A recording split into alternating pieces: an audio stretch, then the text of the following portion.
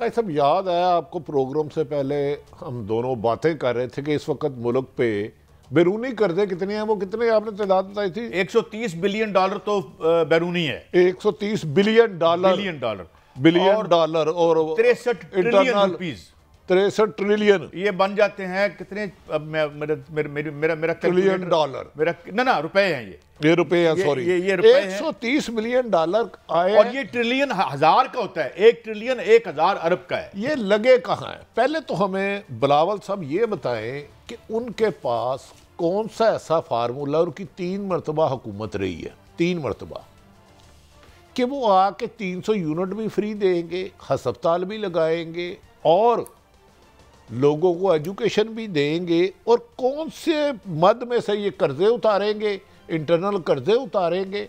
दूसरा, बार वो कहते हैं कि मुझे मुंतहिब करो, मुझे मुंतहिब करो, ये हक है उनका, हर पॉलिटिशियन का हक है, और बिलावल नौजवान है, इस पर दबा भी कोई नहीं है। लेकिन कई सब हक उसका होता है जिसे अवाम खुद लेके आए, बार बार कहने से अवाम वोट नहीं देती। अब से थोड़ी देर पहले मैं बिलावल साहब को ही सुन रहा था, उन्होंने कहा हमने सारे आज़ाद मीरवा साथ मिलाने हैं। अब अंदाजा करें, पीपल्स पार्टी को भी पता है जीतना पीटीआई ने आज़ाद की सूरत में।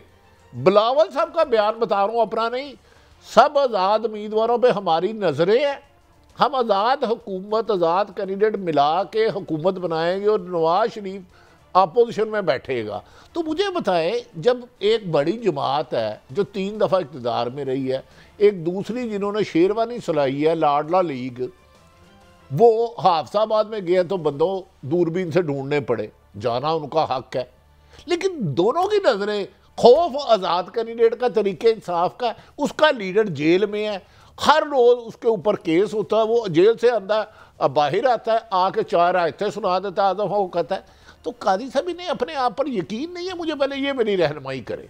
नहीं, मुझे तो वो एक फिल्म थी अमिताभ बच्चन की, आज़ाद, मैं आज़ाद हूँ, तो मुझे तो उसका रिपीट लग रहा है। हर बंदा कह रहा था कि मैं आज़ाद हूँ। लेकिन भट्टी साहब सवाल ये नहीं है, मैं तो तारीख का स्टूडेंट हूँ। आप इस तरह करें, आप ये सारे वादे वापस ले लें, आप सिर्फ ये कह दें कि आपके नाना का वो जो 1970, 68, 69 का मंशूर था, उसे उठा के ज़रा आके लहरा के दिखाएं कि आज ये हमारा मंशूर है, तो हजूर हम आपकी साफत छोड़ के कारकुन बन जाएंगे। काजी साहब नहीं, मैं माफ़ी चाहता हूँ, वो जुल्फ़कार अली भट्टो से अब आसफ अली जरदारी की पीपल्स पार्टी है। डू यू थिंक रोटी कपड़ा और मकान का 5% हिस्सा भी मुकम्मल हो गया?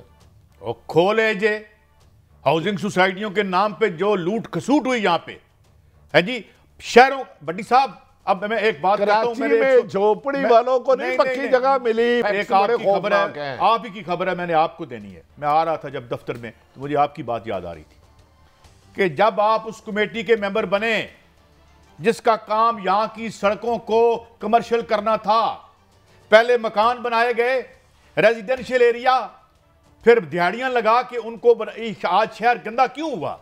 आज लाहौर दुनिया का गंदा सबसे खूबसूरत शहर, यू फॉल इन लव। जब मैं 76 में आया था तो मैं इसकी मोहब्बत में मुब्तला हो गया। और एक इन्होंने ये किया, इसको आज जो कहते हैं इसको पेरिस बनाना है, और तुम पेरिस को इथोपिया बना दो, तुम्हें उधर भेजें तो अल्लाह को तुम्हें भेज दे। इन्हें पेरिस दें, ये पेरिस को मफलूज ना कर दें, उधर तालीम, रोजगार, पानी सब कुछ ना छीन ले, तो मुझे पकड़िएगा।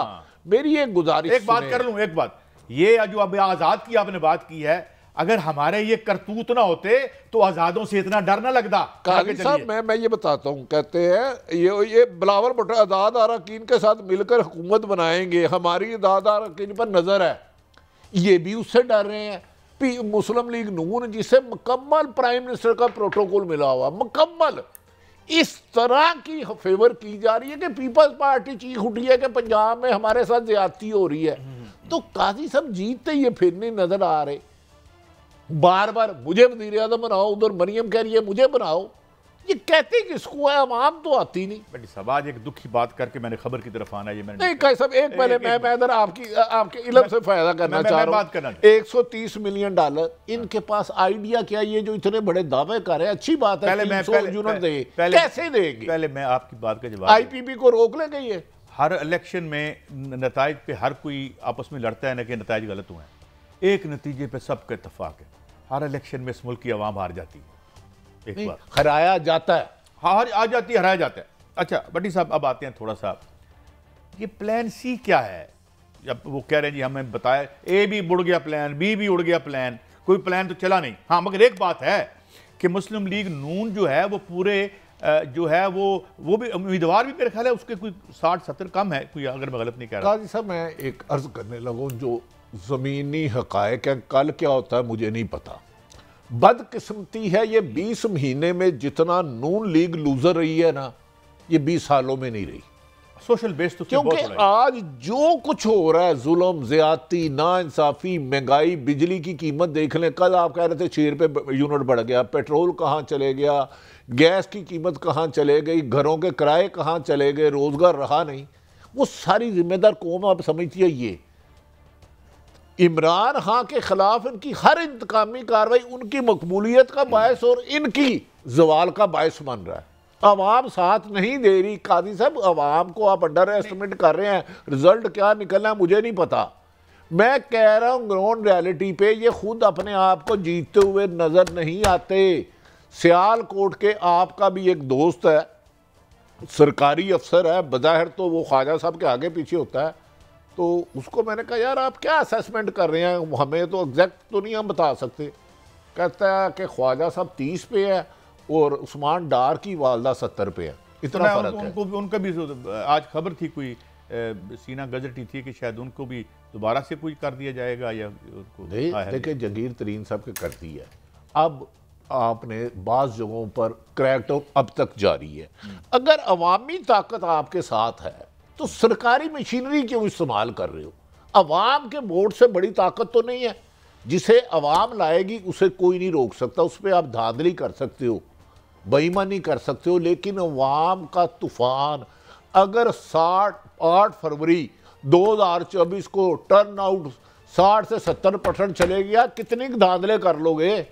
बस ज़्यादा मैं बस थोड़ी सी बात करूँ बड़ी साहब, ज़्यादा बात नहीं करनी मैंने। बस इस दफ़ा आपको 1 किलो दूध में कोई 1 किलो पानी डालना पड़ेगा, इसलिए कोई बात कोई किसी को नज़र नहीं आएगा। दफ़ा करें। अच्छा, मैं आपसे और बात करता हूँ, एक और मुतालबा आपकी इजाज़त से बात करना चाहता हूँ। ये भी बात करनी है कि वज़ारत आला के लिए एक तरफ मरीम नवाज़ साहिबा का नाम आ रहा है और दूसरी तरफ ये कहा जा रहा है कि नहीं शहबाज शरीफ साहब होंगे। इसमें भी आपके पास कोई खबर है तो फिर मैं आगे बढ़ूँ। देखिए काई साहब, ना अवाम के नताइज के मुताबिक बादिउल नज़र में नवाज शरीफ वज़ीर आज़म लग रहे हैं, ना शहबाज शरीफ। मैं यही वज़ीर आला पंजाब की बात कर रहा हूँ। वज़ीर आला पंजाब डिपेंड कर रहा है कि इलेक्शन, आज तक 100% चीफ जस्टिस साहब ने बल्ले का निशान ले लिया, आईनी तरीका था, उन्होंने पेशावर हाई कोर्ट के खिलाफ फैसला दिया। इलेक्शन होता क्या है? अगर इलेक्शन साफ शफाफ होता है, साफ शफाफ मैं लफ्ज़ कह रहा हूँ, तो मुझे तो इन दोनों में से कोई हुकूमत बनाता हुआ नज़र नहीं आता। बाकी अगर यकीनन रिजल्ट में ये जीतेंगे, अक्सरियत होगी तो हुकूमत बना लेंगे। बस मैं इसमें ब्रेक साहब ये थोड़ा सा इमरान खान भी गलत कर रहा है। देखे, एक तो उससे मुशावरत नहीं की जा रही, टिकटों में बहुत गड़बड़ हो गई है। अभी तरीके इंसाफ के 2 उम्मीदवार आए थे, वो अपने ही बंदों पे शुबा जाहिर कर रहे थे कि उन्होंने मुबैना तौर पर पैसे लिए हैं। अफजल शेर मरवत हामिद खान साहब के खिलाफ बातें कर रहे हैं, हामिद खान साहब उसके खिलाफ कर रहे हैं। इस वक्त इन्हें यूनिटी की ज़रूरत है, गो कि मैं इनका एडवाइज़र नहीं हूँ, लेकिन बताएं कि एक बंदा डयाला जेल में जो 200 केस है, ये सबको शेर अफजल मरवत को और हामिद खान को समझ नहीं आ रही। ये वोट उनको नहीं मिलना, मोहम्मद रशीद खड़ा है उसको नहीं मिलना, ये वोट मिलना है इमरान खान को। मुझे क्लोजिंग क्या ख्याल है कि मैं गलत कह रहा हूँ? आप बिल्कुल ठीक कह रहे हैं।